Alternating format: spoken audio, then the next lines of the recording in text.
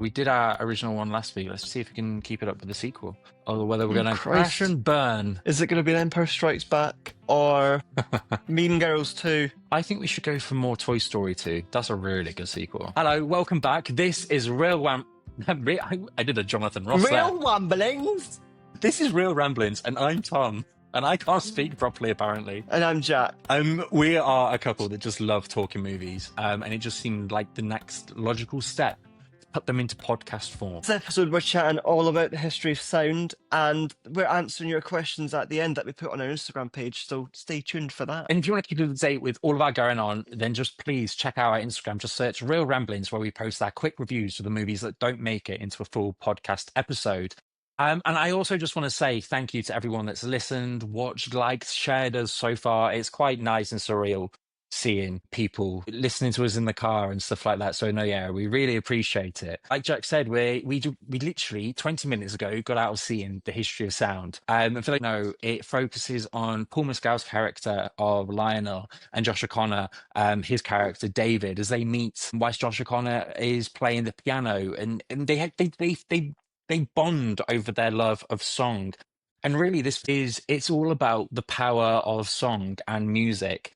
And I think also how music can make you remember times that have gone by and loves that have been lost. I mean, initial thoughts, Jack. What are yours? So, I'm an absolute sucker for Paul Mescal. As you know, Aren't we all? That man could just literally stare at a camera for 2 hours and I'd be like, 5 stars, excellent, I'll watch it 10 times. So I seen the trailer and I had a kind of a slight idea of what this film was going to be. Mainly Paul Mescal topless, which was a nice little bonus. And watching the film, I don't know, it was a case of the trailer being better than the actual film for me.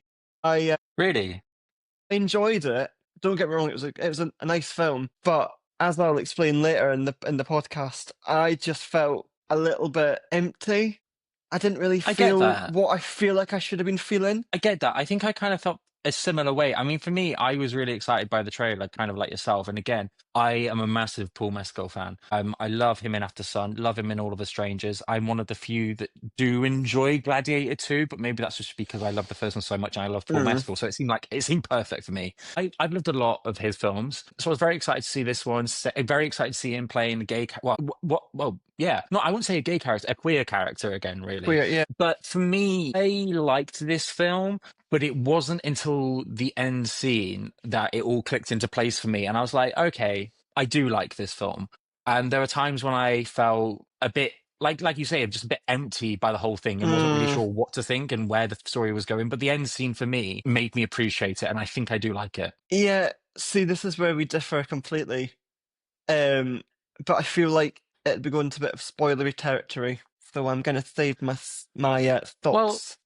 Well, on that note, then, if you want to talk spoilers, let's just get into the full review and treat the people that are listening or watching, wherever you are, if you're on YouTube, Spotify, or Apple, to our full spoiler review of History of Sound. So my jaw hit the floor when Paul Mescal regenerated into David Tennant. I did not see that coming.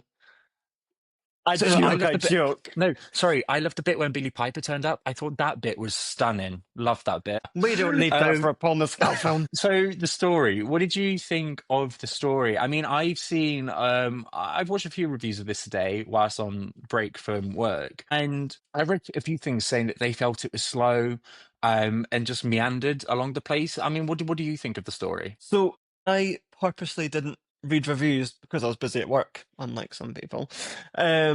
So I went in completely kind of open-minded to what was going to be on the screen for 2 hours, and I agree. I multiple times was getting a little bit bored. Not, when you've got actors like Josh O'Connor and Paul Mescal, they're like really strong actors that can grab your attention for a 2-hour film. But even then, I was just like, I'm bored. And the premise is so fascinating and exciting because at the very beginning, you see baby Paul Mescal. Also, he ages quite rapidly in the 7-year gap between this first scene and, when you see him as Paul Mescal.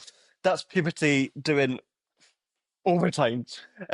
No, so you hear baby Paul Mescal talk about the fact that he can see sound and, sound isn't just what you hear, you can see it. So I was like, oh, we're gonna get some really beautiful abstract imagery of him hearing music Hmm. through, I don't know, piano, someone singing, someone humming, a bird, but we didn't see any of that. And I was like, that's Yeah. such a missed opportunity because a film called, oh my God, what's the film called again? The History of history of Sound. sound. History of You've literally Sound. just come Sorry. out of it, Jesus Christ. Sorry. A film called The History of Sound. I was like, right, we're going to get really nice moments, but no. And again, it just, the whole I get film that. on paper, it's a really lovely, beautiful idea, but I don't think it's executed the best way it could have been, which is really No, disappointing. yeah, no, I kind of, I'm with you on that one. I mean, it is beautiful, and in places it is devastating. For me, I found it anyway. It's not like a sweeping romance. It is very intimate in the story that Mm, it's telling. Like the whole thing is about how music can make you hold on to a time of gone by, and that like history mm, tries to make you forget, and all this kind of stuff. And I think that story is really good. And I liked, like I said at the start, I think the end scene really fitted everything into place. And I was like, this is what they're trying to do. This is the story they're telling. They're trying to tell the power of memory through music. And I mean, you're the same as me. We listen to music constantly. all the I time. think anyone listen to this will react to it in the same way that you can understand that relation with music, that relationship that people have with music, and how Mm, how you can remember, like I said, time's gone by and moments that you might have forgotten it is held within a song. So that bit I liked. But like mm, you, I felt like everything was kind of told to us and not really shown. Like I would have yeah. loved, like you say, I'd have loved to have seen something where we see him see sound. I don't know what it would have been, but Mm, just something abstract and something just interesting visually.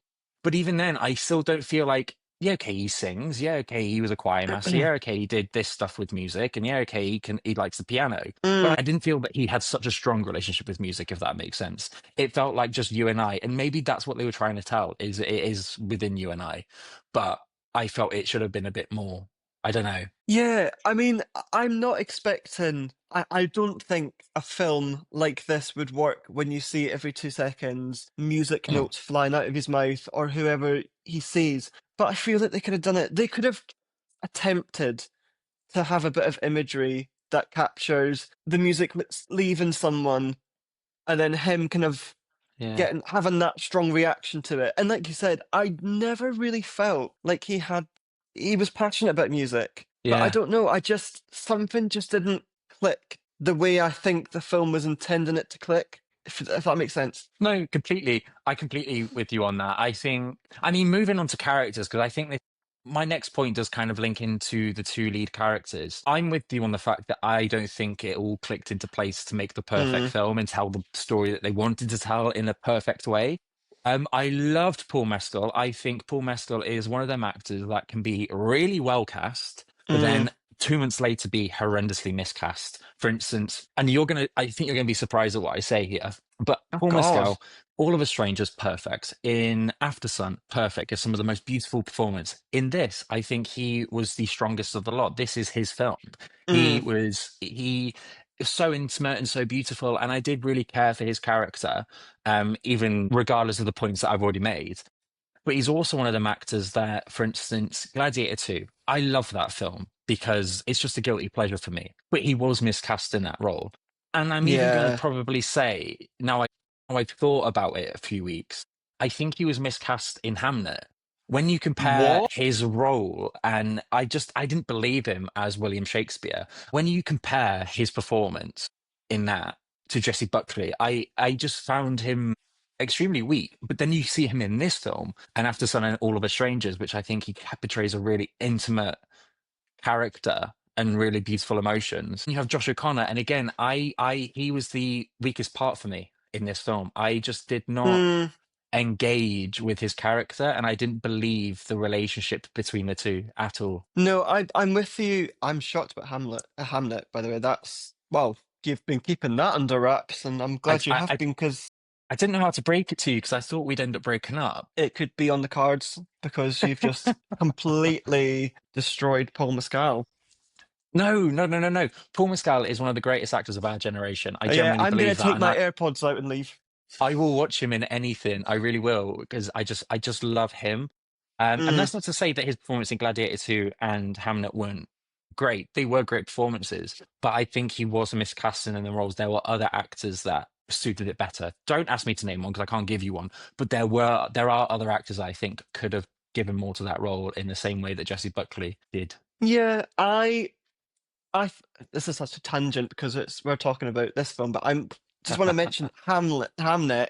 I feel like Jesse Buckley and Paul Mescal's performances are meant to not be on the same par because if they are, it feels very much like strong man, strong woman, and there's no in between. Whereas Paul Mescal in that film is meant to play a character. I got a sense that he was a bit on the spectrum as Shakespeare. That's what See, I got that interpretation that he didn't necessarily know how to communicate with people, oh, so I he got wrote it that. all down. But yeah, that's how I seen it. Is that I think he allowed Jesse's performance to pass him because that's just the nature of their relationship. No, I mean for me, I get what you're saying, and I do see it. I did see it. But for me, he didn't come alive until he was on stage, which again, you could argue that was him being in his comfortable Yeah. position. So therefore, that he's finally able to be at one with his emotions. But Mm, I just didn't. There's something about his performance in that. I just like, no, it doesn't feel right. And we're not here to talk about Hamlet, Jack, though. So well, you tell me, brought it up with that controversial opinion. give me your thoughts on the characters of this film. I really like the characters. Actually, no, I don't know why I said that. I did like the characters, but like you said, Josh, his character, I feel like we were meant to, he's meant to be this kind of confident figure that Paul Mescal's character just isn't. And you're meant to go, Mm. he's going to learn all this stuff from him. I just felt like he was a real arrogant twat. Yeah, I And I didn't was enjoy him. watching And him, yeah, and I was watching him, and I was like, I don't like you. I don't like the way you speak about no, I didn't like the way he spoke to Paul Mescal's character. I don't know. I yeah, just found it very passive aggressive and a bit. I Obviously, he's didn't come back from the believe. war, so Yeah, I didn't believe that Paul Mescal's character would fall in love mm, with him because they did. They did fall in love, and even though they weren't together in the end, they still mm, loved each other. And obviously, that's what the film's about. It's about love gone, lost love, and all that kind of stuff. But mm. yeah, I'm with you. The way he was speaking to him and just the interactions, it didn't seem to me loving in any way, shape, No, or not at form. all. I'm gonna. This is gonna be such a not curveball. This is gonna be such a segue. I'm gonna talk about Pillion for a minute. Jesus Christ, that is a complete 180 on this film. Yeah, I'm not suggesting that Josh O'Connor becomes a motorbike cyclist and Paul Mescal's character fancy them. But in Pillion, you have two very different characters. You've got the one that's a bit, again, a choir boy. He sings, and he's quite a homeboy.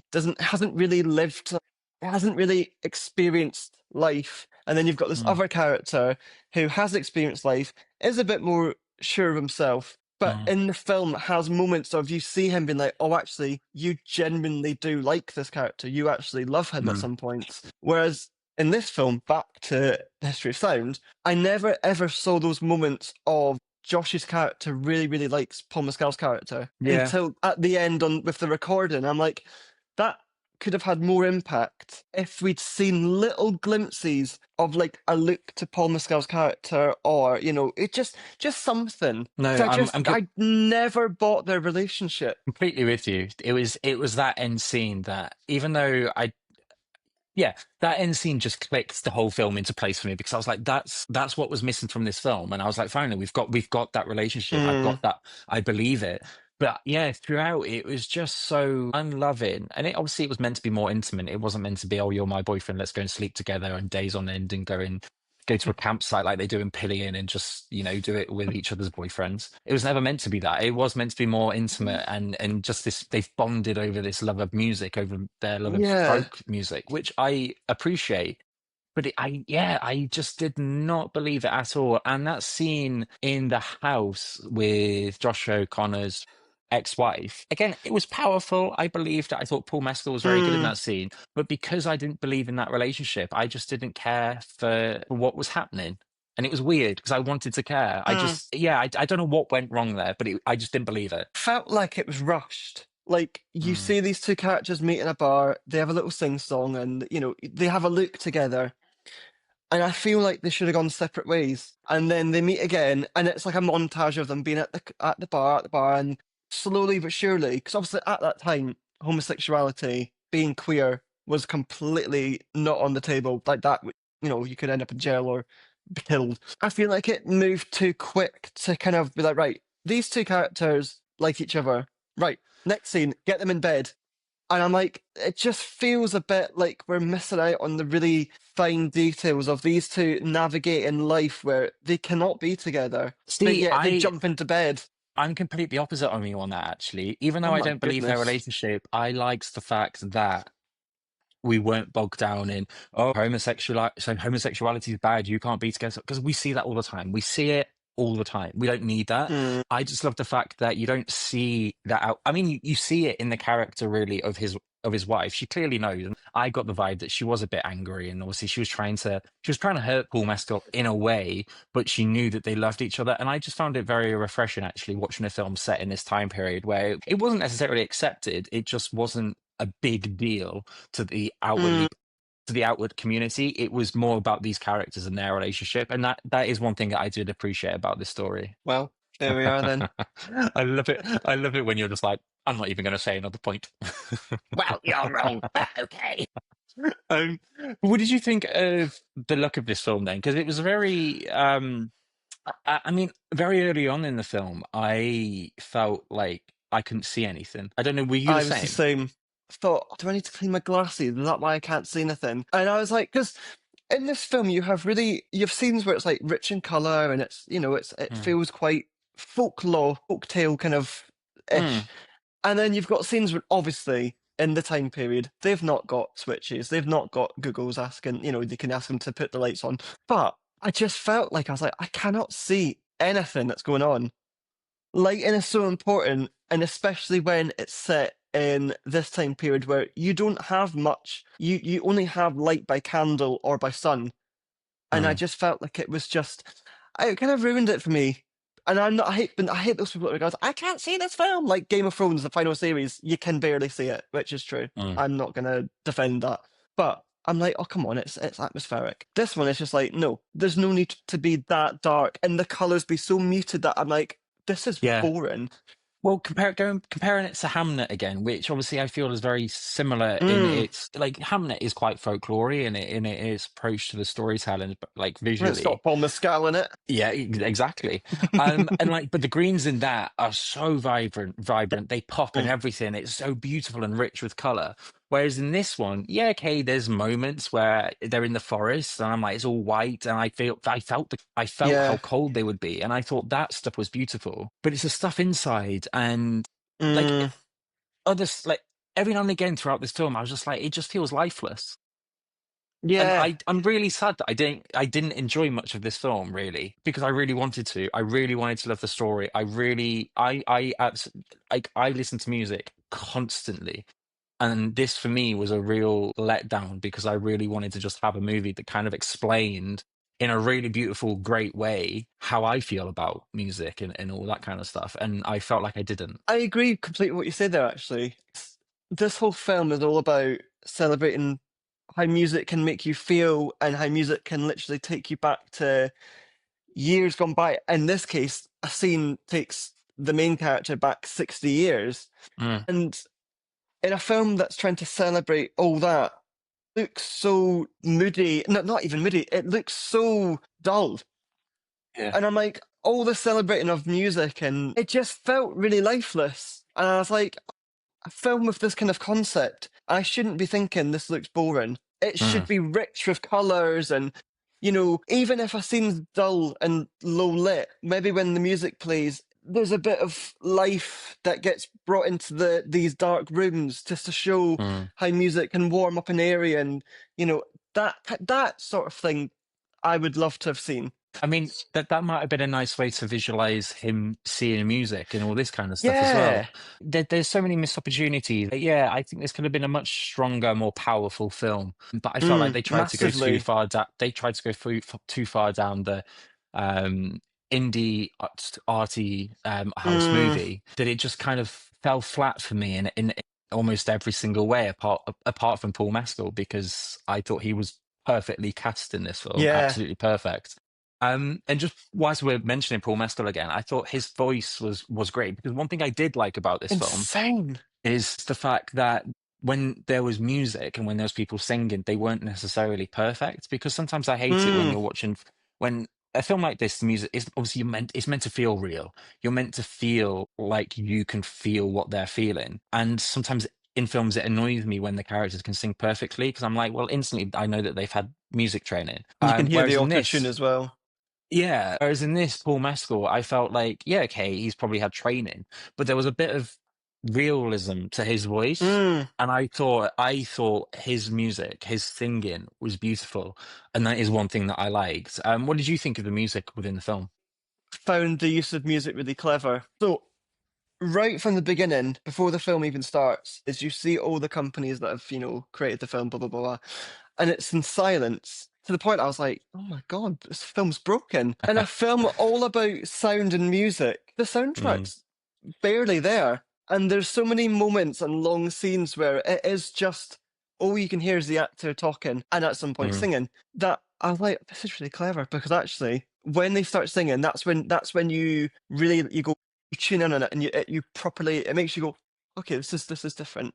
Whereas if it had a soundtrack throughout the entire bit, it would lose the impact of because that's where the film really what's the word excelled? excels at is that it uses sound and makes Mm, it some sort it makes it a character of sorts yeah, because you don't have music throughout the film, you don't have a soundtrack, but when you do have it, it's like another character's walked in, you go, oh okay, oh, this is and it has such an impact and that's when it excels. I really like the fact that Paul Mescal. Well, let's forget about Paul Mescal a minute. I mean, I can't. He's always in my head. But I love the Yeah, fact that the music and the songs kind of progress the story, not in a yeah. montage way, but generally, I felt, and not in a musical way, but I felt like each song had a purpose to the emotion of that character that was either Mm. singing it or it was about, or not necessarily a character, but just a situation. And I felt it progressed it so well. And yeah, I'm with you. I can't wait to go back and listen to this soundtrack. I really liked it. And I think I might have become a folk song fan now. Good lord, I'm in my folk era, Jack. I cannot wait to come back from work and you're just sat on the sofa with the TV removed and it's just like an open fire with your little ukulele and I'm like, oh wow, time for me to leave now. It's when I start Pack my learning bags. Wonderwall on the guitar. That's when you should run. Gonna be an So enlightening time. what was your standout moment then of this film? What was your standout scene? I mean, I could go the basic bitch role and go, oh, it's Thomas Scal in bed with his butt out, which was a lovely moment. And it happened quite a few times. And I was Can like, I oh, just, whilst you're on this, can I just say, I love the fact that when Paul Mescal was having an intimate time with his wife, special friend. girlfriend, Oh special yeah. friend, and you were very displeased by this, and both looked at each other and we both gave the look of, Whoa. I thought this, I thought this was a gay film, please. But yeah, what was your standout scene? So there's two scenes, but the one scene that I really, really loved, and again, it involves to an extent Paul Mescal's character's girlfriend. It's when they are at the family house and he gets out of bed and he wanders through the house, and it's almost like music is calling him in like a siren. Yeah, And there's a scene that I don't know if it was an intentional thing or not, because I thought if this is genius is when he's stood. So you see him on a side profile, but like full body, and the moonlight silhouette is like a sound wave. really, I didn't even see Yeah. that. And I looked at it and I thought that I could just be reading too much into it. But because he's literally being guided towards this piano, Yeah. towards music, he has a moment where he stops and you just see the white outline of his body by the moon, and it looks like a sound wave. I didn't And I even was notice like, that. I want to go and watch that film again now just to see that scene. I don't know if it was intentional, like I said, but I thought that's so clever. And then obviously Definitely. the piano, and I just thought it was really beautiful. What was your I think standout scene? moments like that really did make the film and stop me from hating this film. I think Uh, moments like that, because there were a few moments of just like sheer beauty and moments with the characters that was just like the actors are so good that I can't. I can't not like this film. It was good. Yeah. The scene for me, I've already mentioned it. It was the final scene with Oh, old Paul really? Mescal. Yeah, because up until that point, I really wasn't sure what I thought about the film. I didn't really think I was enjoying it at all Mm, because I wasn't that whole story of music being the thing that can make you look back on a time, and music and song can be like a time capsule in some way. I didn't get that at all, um, in the way that I wanted. But it was in that moment when old Paul Mescal was listening to the cylinder that Josh O'Connor had given him, mm. the wife had managed to get over to him, and in that moment and he was listening to it and he was having that there was that like little montage of him in the tent and stuff, and I was like, the way I'm feeling in this scene in these 3 minutes are how I wish I felt for the majority of this film. And it just made me appreciate the film because I got, even if it was brief, I got what I wanted from the film. The history of sound wasn't perfect, but I Mm. did enjoy it. I say I enjoyed it. I'm glad I've seen it. I'm glad it's something that I've seen and I've not just written it off. Yeah. But it's available in cinemas now, so if you want to go and watch it, you can. If you You don't, should.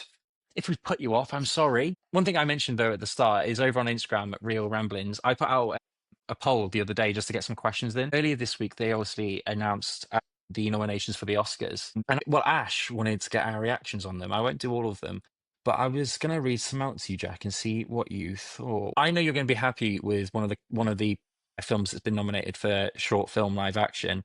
A Oh my, Friend of Dorothy.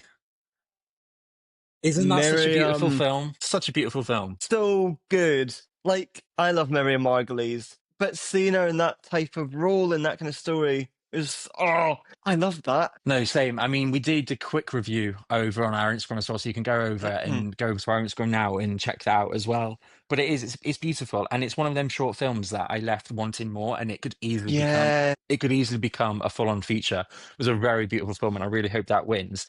Another one I just want to mention to you is Best Music Original Score. So on this one, you've got just mentioning the ones that we've obviously seen. You've got Hamnet, which again, Hmm. beautiful score, and you've got Begonia, which is that Emma Stone film that we really wanted to see but we couldn't. So we need to Oh, check that out because that's been nominated a lot. We really need to check that one out. yeah. But for I like me, Emma Stone. the winner of the original score should be Sinners for sure because that is a Yeah. beautiful score. Not even just the That is a, score, but the music, like the songs and everything. It was yeah. stunning. I'm so very upset that 28 years later didn't get a single because I'm sorry, that film is visually beautiful and the sound, the It music from is. that film. I would agree. I do agree. It should have been nominated for at least.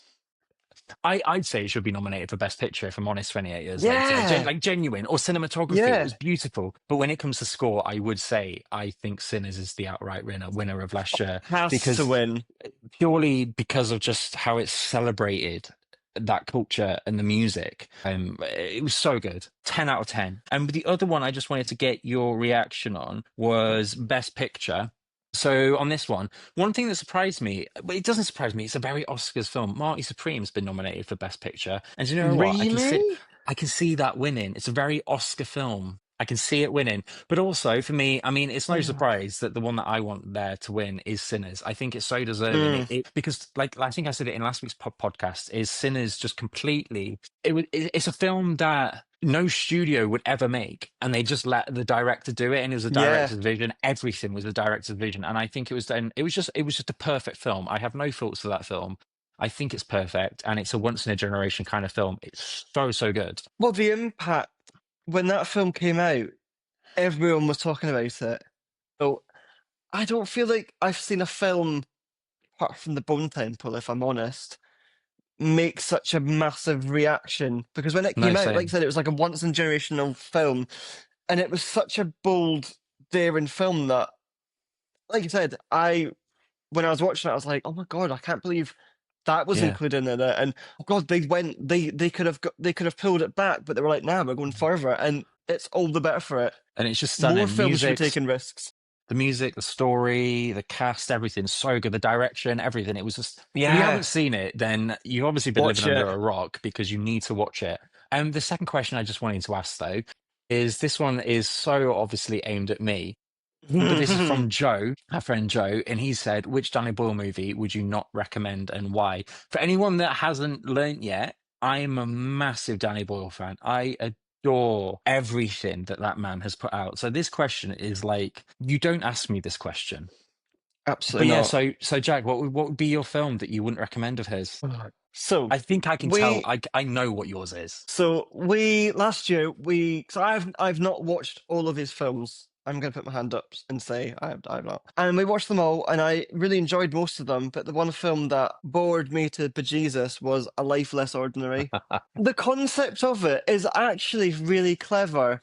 You've got your guardian angels trying to, stop you from making bad decisions and helping you along the way. It sounds like a really good film, but my God, so boring. I literally kept turning to you every 5 minutes, being like, "How long has this film got?" Jack, Love we've that watched it for film. 5 minutes. I'm like, "Oh my God, this film! No, you can't. No, you have no taste. This Clearly, I'm with relationship is you. over." I'm not lying. I genuinely love A Life Less Ordinary, and I love the fact that I've watched that film with Danny Boyle and John Hodge sat behind me at the film festival I went to, because it's renowned for being probably his worst film. But I have such a soft spot for it. I think it's so bad that it's actually quite fun. For me, the film that I wouldn't recommend, it is one that I actually quite enjoy. But I think that's purely because it's a Danny Boyle film, and I do enjoy most of his films just because he's got his name above it. But for me, the film that I wouldn't recommend was Yesterday, because I think it's so What? it's a I'm really good. sorry. I know. For me, I do. I enjoy Yesterday, but I think Danny Boyle wise, I think it's his weakest one. I think it's just not very. It's not very him. It's odd. The story's weak. It's too fluffy, too light and airy. At least with A Life Less Ordinary, it's just batshit crazy. And I really appreciate that. Whereas with Yesterday, it's just a bit too, this is lovely. Oh, look, Ed Sheeran. It felt commercial. And to me, he's anything but commercial, Danny Boyle. So Hmm. that's why I want to recommend Yesterday. I was not expecting that answer. Well, I don't I'm know what I here was to expecting. surprise. I'm here as a surprise. So yeah, we'd love to know though, obviously. If you've got any questions for us that you'd like us to answer in future podcasts, please do just send them in over to our Instagram and we'll make sure to answer them whenever we can. And Ugh. also tell me, which Danny Boyle film would you not recommend? I'd love to know. But yeah, we're seeing Mercy on Sunday. So you can be expecting a quick review for that. I'm very excited to see that film. If you don't know, that is Chris Pratt has created this AI judge thing, and he's now been accused of murdering his wife, and the AI is now having to nearly kill him, something like that. Cannot wait for it. I It think sounds so. ridiculous. But yeah, we'll be over on our Instagram, and you can keep up to date with everything there. But it's been great this week. Thanks for listening and watching. Hope you've enjoyed it. I hope so too. If not, then you're wrong. You're You have no wrong. taste. Go and tell your moms, your nans, your granddads, your ex-boyfriends and girlfriends about us, because we love chatting movies and we love you listening to them. So yeah, please comment, like, Oh. share wherever you are, and we'll be back very soon for another episode of Real Ramblings. See you later. Bye. Bye.